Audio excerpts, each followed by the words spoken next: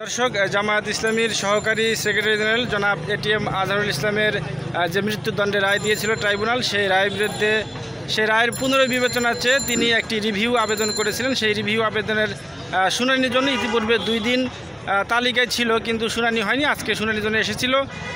এ উপলক্ষে জামাতের কেন্দ্রীয় নেতৃবৃন্দ আজকে আদালতে এসেছিলেন, এজলাসে এসেছিলেন, তাদের সিনিয়র আইনজীবীরাও ছিলেন। তো আজকে আসলে শুনানিতে কি হলো, আপনাদের প্রত্যাশাটা, মানে আপনাদের যুক্তি কী ছিল, যদি একটু বলতেন আমাদেরকে। জি, আমরা আদালতকে যেটা উপস্থাপন করেছি যে ইন্টারন্যাশনাল ক্রাইম ট্রাইব্যুনালে যে বিচারটা করেছিল এবং যে শাস্তিটা তারা দিয়েছিল, এটা আন্তর্জাতিক প্রথাগত আইনে করা হয়নি, এটা বাংলাদেশের ডোমেস্টিক আইনে করা হয়েছে। এই বিষয়টাই আমরা এখানে তুলে ধরেছি। বাংলাদেশের সাক্ষ্য আইন যেখানে প্রযোজ্য নয়, তাহলে সেখানে আন্তর্জাতিক প্রথাগত আইন প্রযোজ্য হবে, কিন্তু তারা সেটাও করে নাই। অর্থাৎ এটা বিচারের নামে একটা অবিচার হয়েছে, সেই বিষয়টি আমরা তুলে ধরার চেষ্টা করেছি। আচ্ছা, তো ওই আজকে একজন সিনিয়র আইনজীবী এই বিষয়ে মতামত দিয়েছেন অ্যামিকাস কিউরি হিসেবে। উনি আসলে কি বলেছেন বা আদালত তার কাছে কি জানতে চেয়েছিলেন, আপনারা জানেন কিনা সেটা? আদালত জানতে চেয়েছিল যে বিষয়টা লিভ টু আপিলের মাধ্যমে হবে, এটা সরাসরি রিভিউটা শ্রবণ করা হবে, নিষ্পত্তি করা হবে। তো সেখানে অ্যামিকাস কিউরি উনি বলেছেন যে লিভের মাধ্যমে হলেই ভালো হয়। তো আদালত আমাদের কাছে জানতে চেয়েছেন যে এই ব্যাপারে আপনাদের কোনো মানে লয়ের কোনো এভিডেন্স আছে কি না, এটা এবং কিছু আমরা আজকে তুলে ধরার চেষ্টা করেছি।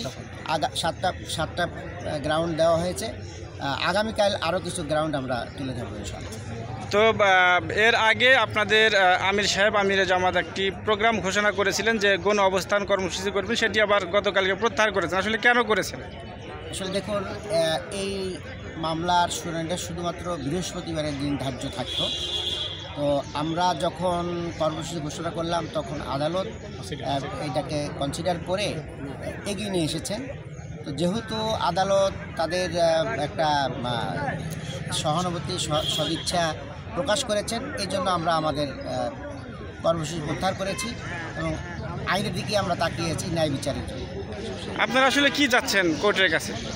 আমরা তো ন্যায় বিচার চাচ্ছি, যেহেতু অন্যায়ভাবে মৃত্যুদণ্ড দিয়েছে, এটা ন্যায় বিচার হলে আমরা আশাবাদী এটা খালাস হয়ে যাবে। আচ্ছা, আপনি নিজেও তো একজন আইনজীবী, সেক্ষেত্রে যে এটিএম আজহারুল ইসলাম দীর্ঘ প্রায় 1 যুগ কারাগারে থাকলেন বিনা দোষে বা বিনা বিচারে, আপনাদের দাবি।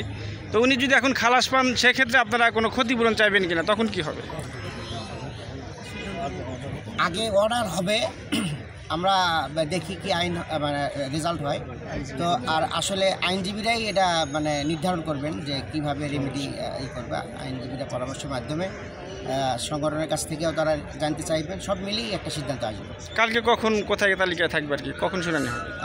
আজকে তো বললেন টপমোস্ট থাকার কথা, আজকে জানা যাবে যে কত নম্বর তালিকা থাকবে।